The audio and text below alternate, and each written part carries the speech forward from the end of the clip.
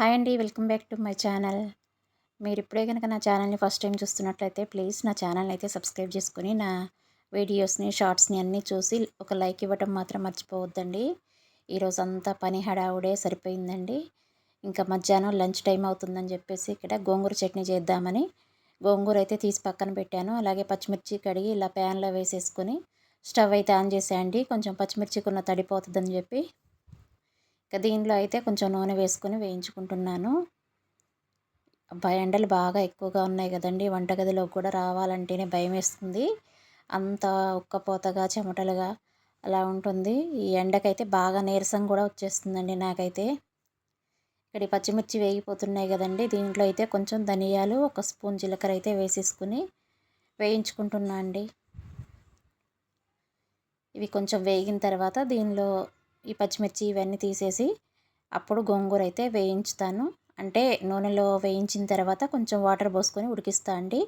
ఇందులో పచ్చి ఉల్లిపాయలు వేసేసుకుంటే చాలా టేస్టీగా ఉంటుంది కదా గోంగూర చట్నీ. ఇక్కడైతే రైస్ కూడా పెట్టేశాను. మార్నింగ్ టిఫిన్ కూడా చేయలేదని బాగా ఆకలేస్తుందండి ఈరోజు కొంచెం ఎండుమిర్చి తీసుకొచ్చాము నిన్న మార్కెట్లో.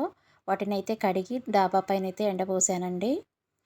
అది ఒక 2 స్టెయిర్లు ఎక్కాలి. ఇంకా మాకంటే పైన ఇంకా 2 స్టెయిర్లు ఎక్కి డాబా పైన పోసేసరికి నాకైతే కళ్ళు బైర్లు కమ్మిపోయాయండి. నీరసం వచ్చేసింది. కళ్ళు తిరిగిపోతున్నాయి. ఇక్కడ వచ్చేసి ఆ పచ్చిమిర్చి తీసాక ఇంకొంచెం ప్యాన్లో ఇంకొంచెం ఆయిల్ వేసేసుకొని గోంగూరనైతే అడి ఆల్రెడీ ఇది కడిగి ఆరబెట్టుకున్న గోంగూర అండి. దీన్నైతే అందులో వేసి వేయించుతున్నాను. ఈ ఎండలకి ఏ కూరలు తినాలనిపించట్లేదు కదండీ! అందుకే గోంగూర చట్నీ అయితే తినాలనిపిస్తుంది. నాకు ఇష్టమైన చట్నీ ఇది.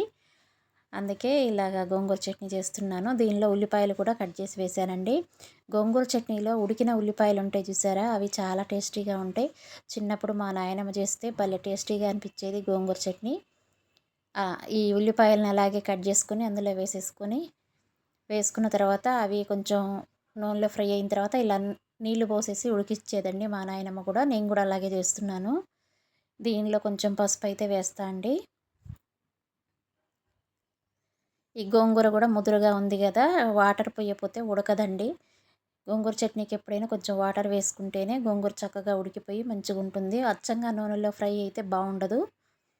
ఇంకా ఇది నీళ్లు పోసాను కదా! ఇంకా కాసేపు ఉడకాలి గోంగూర అని చెప్పి సిమ్లో పెట్టేసుకొని ఇలా డాబా పైకి అయితే వస్తున్నా అండి. ఎందుకంటే ఎండుమిర్చిని ఒకసారి కదిలిచ్చి అటు ఇటు కదిలించామంటే మంచిగా ఎండుతాయి కదా! ఇక్కడ చూసారా?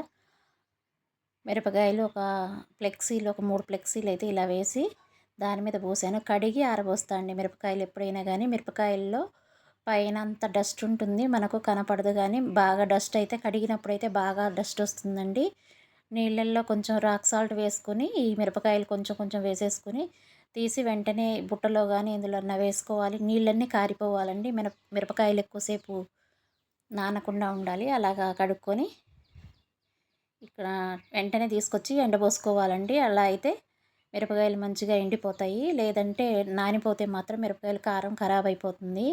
నానకుండా చూసుకోవాలి. అలాగే ఈ మిరపకాయలు కూడా బాగా ఎండాలండి. బాగా ఎండున్న రోజే పోసుకోవాలి. ఇక్కడ చూసారా? ఈ పట్టాలన్నీ మళ్ళీ సరి చేసుకొని మంచిగా అన్నీ కదిలిచ్చి కాయలు అటు ఇటు కదిలిచ్చి మళ్ళీ కిందకెళ్తున్నాను. ఇలా 2 స్టెయిర్లు ఎక్కాలండి. ఎక్కినప్పుడల్లా పొద్దున ఆల్రెడీ ఒక 3, 4 రౌండ్లు ఎక్కాను. మళ్ళీ ఇప్పుడు వచ్చేసి మధ్యలో ఒకసారి వచ్చేసి మిరపకాయలు కదిలిచ్చి అవి అడుగున మళ్ళీ తడేమైనా ఉంటుందేమో, మళ్ళీ కదిలించకపోతే ఖరాబ్ అయిపోతాయి కదండి. అందుకని చెప్పి ఒకసారి కదిలించేసి వెళ్దామని ఒక చెక్క గరిట పట్టుకొని వచ్చాను. ఆ చెక్క గరిట ఆల్రెడీ దోశల్లో వాడట్లేదు. పక్కన పెట్టిన చెక్క గరిట ఇప్పుడు చేతులు పెడితే కారం అవుతాయి కదా అని చెప్పి చెక్క గరిట పట్టుకొని వచ్చి కదిలించి ఇలా 2 స్టెయిర్లు దిగాలండి. మళ్ళీ మా పైన 2 స్టెయిర్లు ఎక్కాలనేసరికి నాకు అసలు పొద్దునైతే బాగా నీరసం వచ్చేసి కాళ్ళు లాగినాయండి బాగా. అందులోనూ టిఫిన్ కూడా ఏం చేసుకోలేదు. ఇంకా బాగా నీరసం అయిపోయింది. అందుకే తొందరగా వంట చేసేసుకొని అన్నం తిందామని చెప్పి గోంగూర చట్నీ అయితే స్టార్ట్ చేశాను. టైం వచ్చేసి 12, 12:15 అయింది అంతే అండి.